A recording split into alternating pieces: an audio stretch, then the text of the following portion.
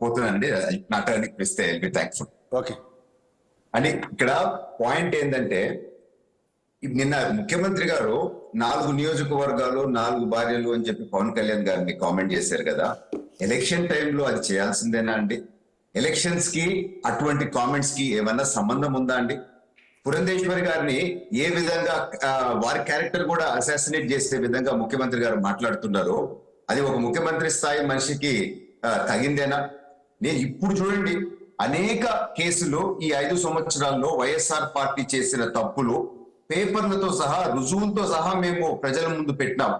కానీ ఏ విధంగా వాళ్ళ స్పోక్స్ పర్సన్స్ అదేదో కరెక్టో తప్పు అని చెప్పి ప్రజల్ని కన్ఫ్యూజ్ చేసుకుంటూ మభ్య పెట్టుకుంటూ ముందుకు పోతుంటారో ఒకసారి ప్రజలు కూడా గమనించాల్సిన పరిస్థితి ఉంది. ఇప్పుడే సోదరుడు రవిచంద్రారెడ్డి గారు పోలవరం గురించి ఏదో మాట్లాడినారు, అంటే తప్పు టీడీపీ సైడ్ నుంచి ఉంది అని. నేను ఈరోజు చెప్తున్నానండి, ఒక ఎగ్జాంపుల్ ఇస్తా ఉన్నాను.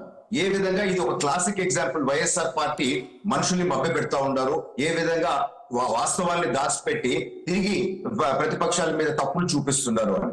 ఏ రోజు పోలవరం ప్రాజెక్ట్ ఆపినారో ఆ రోజు మేము ప్రెస్ మీట్ పెట్టి చెప్పినాము, డైవర్షన్ వర్క్స్ అవన్నీ చేయకుండా ఆపితే రేపు ఫ్లడ్ వస్తే ఇబ్బంది అవుద్ది ప్రాజెక్ట్ కి అని చెప్పి అనేక ప్రెస్ మీట్లు పెట్టి చెప్పడం జరిగింది.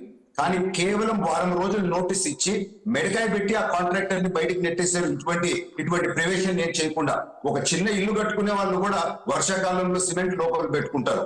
ఆ మాత్ర అవగాహన కూడా లేకుండా ఇంకొక 5-6 నెలలు అదే స్పీడ్ లో కంటిన్యూ అయిపోయి ఉంటే గ్రావిటీ ద్వారా నీళ్ళు ఇచ్చిన ప్రాజెక్ట్ ని వాళ్ళు ఆపి ఇప్పుడు 2-3 సంవత్సరాలు అయినా కానీ దాన్ని 5 సంవత్సరాలు అయిపోయినా కానీ ఏ పరిస్థితికి తీసుకొని వచ్చినారు. ఇటువంటి నగ్న సత్యాలు ప్రతి కేసులో వీళ్ళు దాచిపెట్టి తిరిగి ఆపోజిషన్ పైన నిందలేస్తారండి. పార్టీ అధికారంలోకి వచ్చిన మొదటి రోజే అమరావతి వర్క్స్ ఆపేశారు.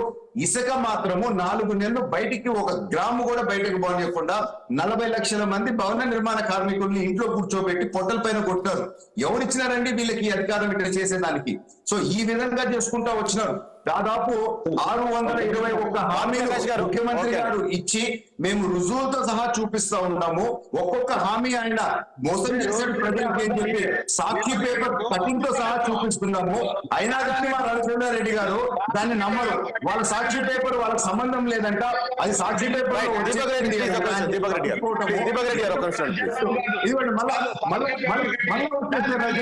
మాట్లాడలేరు. వాళ్ళ గుట్టు ఇప్పటికీ ఆయన పాఠశాలకి వెళ్ళిపోయినారు.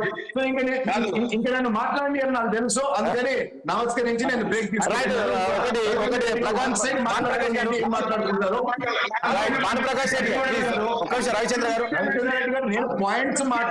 నేను పాయింట్స్ మాట్లాడిన తర్వాత మీరు చెప్పండి. దానికి నన్ను మాట్లాడలేకుండా మీరు ఎందుకు అడ్డుకుంటారు? మీ గుడ్డు ఇప్పేటప్పుడు మీరు ఎందుకు ఇట్లా భయపడుతున్నారు? ప్రతిసారి స్ట్రాటజీతో మమ్మల్ని మాట్లాడలేకుండా చేస్తున్నారు.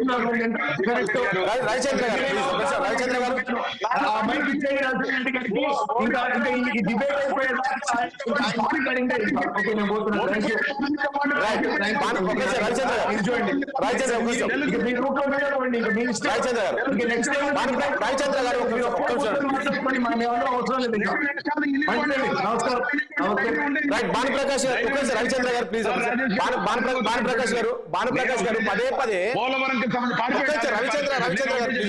పోలవరంకి సంబంధించి ఎవరిని అడిగి 5,000 కోట్ల రూపాయల contract nomination Chandrababu Naidu hand over చేస్తాడు నవయుగాకి. మేము వచ్చిన తర్వాత నోటీసులు ఇచ్చిన తర్వాత ఓపెన్ బిడ్ లో నవయుగాన్ని కూడా పార్టిసిపేట్ చేయమని ఇన్వైట్ చేశాం. నవయుగ ఎందుకు వెళ్ళిపోయిందో తెలుసా? నవయుగ చేసిన లోపాయికారి పనులు, చెల్లించిన బ్యాక్ డోర్ కిక్ బ్యాక్లతో పాటు ముఖ్యంగా చేయని పనులకు బిల్లులు చేసుకున్న